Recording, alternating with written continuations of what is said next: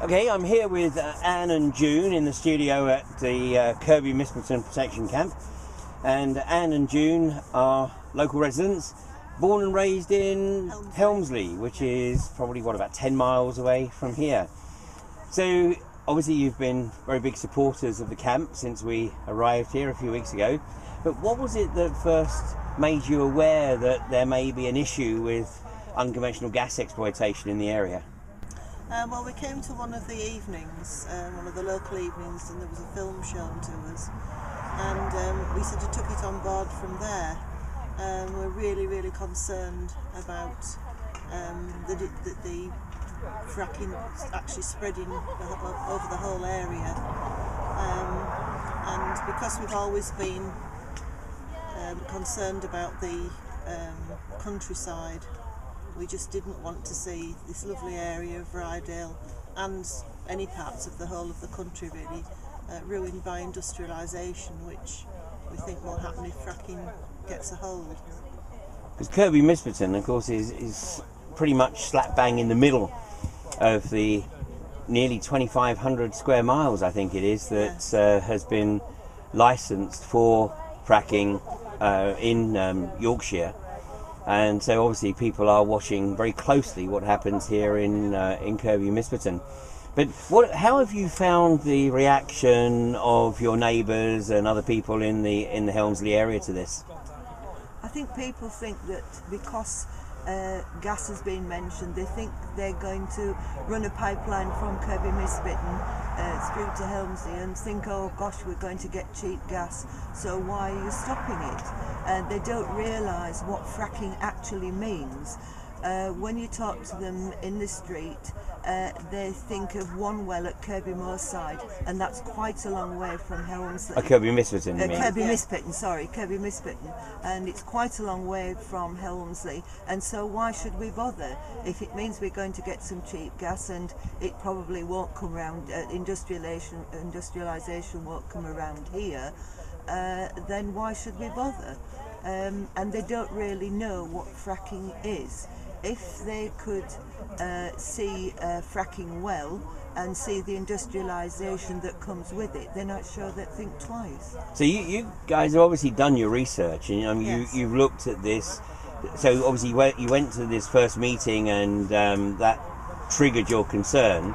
Very much so. Yeah? Yes. And how much longer after that was it before you realised that this was a very serious threat to the area? Well, we went to a local meeting again after the initial meeting where there was the film. We were invited then to go along to other meetings to find out a bit more about it, and we joined Frack Free Ryedale, and it was from then on really they encouraged us to do our own research, and the more that we researched into it and looked at reports from America and Australia, that we realised how what a bad thing it is, and just began to fight it from there on.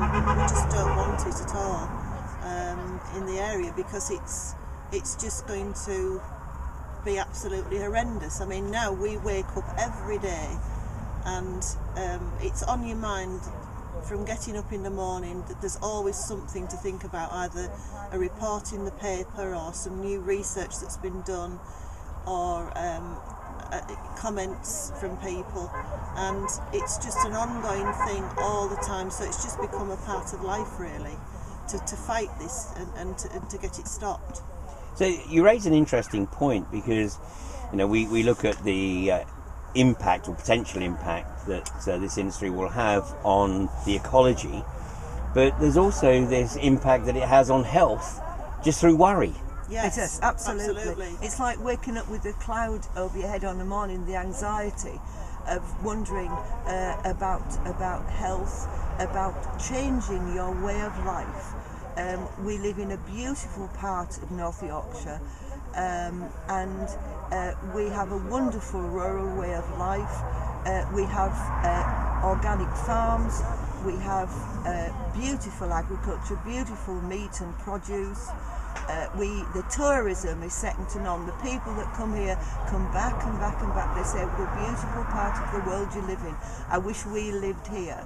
and Helmsley and the surrounding districts particularly are full of B&Bs, holiday lets, because people just love Ryedale, and I think a lot of people, a lot of the businesses would suffer through fracking. We are trying to protect what we have, and we don't want to change. We don't want the change that the industrialisation of this area would bring, and in fact the whole country. I think that there are many, many other ways of producing energy without digging up the countryside and poisoning what we have. I do. Well, I think a lot of the stress, sorry, I think a lot of the stress also is we started off and going to meetings and trying to tell people who don't seem particularly interested or won't take it on board. We've written letters, we've been to see our local MP, Kevin Hollingray, several times, and we've done everything. We've been to council meetings, we've organised fundraising, delivered leaflets. We've done everything over this past sort of 2.5 years, and you think that you're getting somewhere, and then like in May last year we worked towards that, and we thought, well, surely the council won't let it go ahead. North Yorkshire County Council won't say, give permission. And when they did that, it was just like everything had been pulled away from you. All your hard work was just swept under the table just in a few moments, really. And I think that is also a big contribution to your stress, because you're working hard all the time in the background, and it just seems that whatever avenue you try and open, it's closed down either by legislation or it's just unbelievable, really, how the goalposts are being moved all the time. Now, there were hundreds of people at Northallerton in the anti-fracking pen that had been created outside of County Hall, and then there was an identical sized pen the other side of the driveway for the pro-fracking community, but that was empty. It was totally empty, yes. And so obviously there wasn't too much support there from that side. And when the decision was announced, I mean, I saw people literally burst into tears, because you say they'd put in a lot of emotional as well as physical energy into trying to prevent it from happening. They believed in the democratic process. I think people actually believed that there was a really good chance that their elected representatives would follow the will of the people. And when that didn't happen, it was really an emotional outpouring. There were so many professional people there who were very eloquent, and a lot of research had gone into it, and it was just as if the councillors just didn't take a lot of notice of it and wanted to hurry it through. It was very, very disappointing. I don't feel that it was a very thorough hearing at all. And then, of course, following that, there was the judicial review, and I know a lot of people obviously thought that perhaps the judicial review would follow the will of the people. Yeah. And then when that was, when the ruling was announced by Justice Leng on the 20th of December, at that point, I mean, I've spoken to some people in the local community who just feel exasperated that they've literally tried everything. They have left no stone unturned in the due democratic process. And yet still, even though 90% of the population in Ryedale have declared that they don't want fracking, I mean, that's in the surveys that are being conducted, they've just pushed it through. Yes. So there's nothing else left except a camp. That's right. And so how do you feel about, I mean, obviously you've been supporting and you visited Kirby Misperton Protection Camp, but what are your thoughts on the camp? Are you glad it's here? Yes, I think it's the only avenue now to have, and we're so lucky and very pleased to have people who are prepared to come and give up the time, because we need this base here to monitor what's going to happen. And I mean, we're not sure when things are going to start happening with Third Energy, but we need it here as a base to see what's happening, and also I'm hoping that people come and visit, local people. I've had a letter in the paper, and I've said to people, please go and visit the camp and see what it's about, and it's just for information and just to see what's happening, and get the feel of what we're up against as well. And get a free cup of tea as well. And get a free cup of tea. Yeah.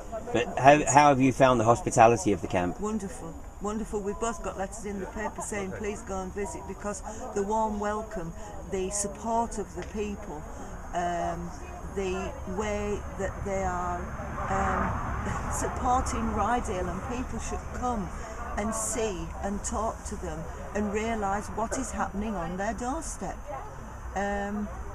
Without them, well, this is the last resort.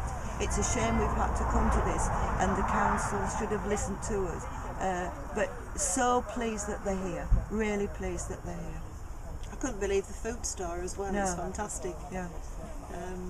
Well stocked, and it's just absolutely amazing. It's like a whole little friendly community, and we should be very, very grateful that they're here.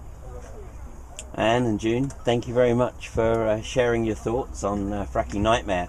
Are you Thank you, welcome? Ian. You're welcome. Thank you. Yes, thank you.